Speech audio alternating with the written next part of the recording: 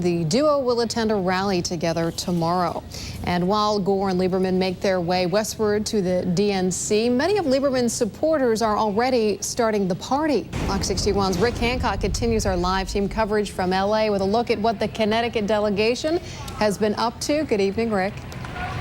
Good evening, Susan. It was an up and down day for some Connecticut Democrats. I'll talk about that in a moment. But first, the Connecticut delegation, they are certainly in a high profile position. Everyone, I mean everyone from the media to other delegates, want to know, who is this Joe Lieberman guy? And because of his position now on the national ticket, Connecticut is now sitting at the head of the class.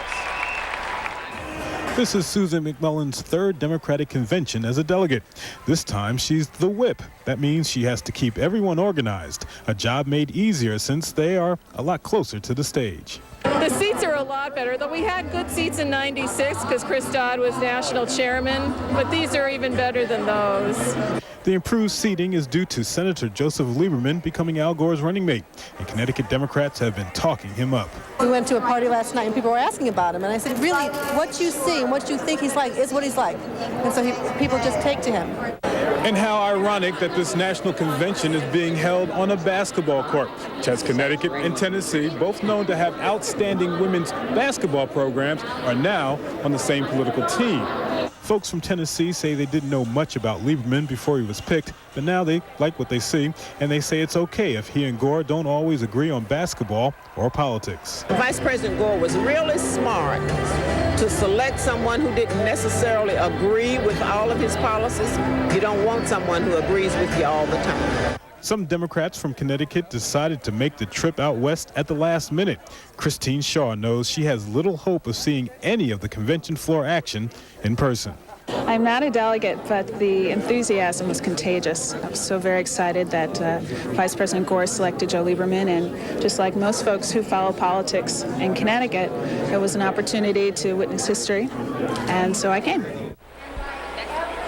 Now, about that up and down day that I mentioned earlier, Susan McMullen, who I interviewed in the story, she was one of about 24 Connecticut delegates that got stuck on their elevator in their hotel, and I happened to be stuck with them for about 10 minutes, but we're all okay now, Susan. Later tonight, about midnight, 3 o'clock your time, we hear that Senator Lieberman will arrive in Los Angeles, and a few of the Connecticut delegation will be out there to meet him. Later in the newscast, I will actually have a one-on-one interview with Joe Lieberman's political director on his senatorial campaign that he still maintains that he will do. Now, reporting live from the National Convention in Los Angeles, I'm Rick Hancock, Fox 61, News at 10. Susan? Okay, glad to hear that you survived that rocky ride in the elevator, Rick. Thank you very much. And you can keep it here on Fox 61 for complete coverage of the Democratic National Convention in LA. Rick Hancock, along with Fox 61's Washington correspondent Grant Rampey, will bring us live team coverage from the convention all week. Well, the other big story of the night, the West Nile virus. The Department of Environmental Protection announced 15 more crows have tested positive for the disease in 10 different Connecticut communities. Fox 61's Carol Salerno joins us now with more on the story. Carol Lee? Susan, the crows were collected from July 17th to the beginning of August.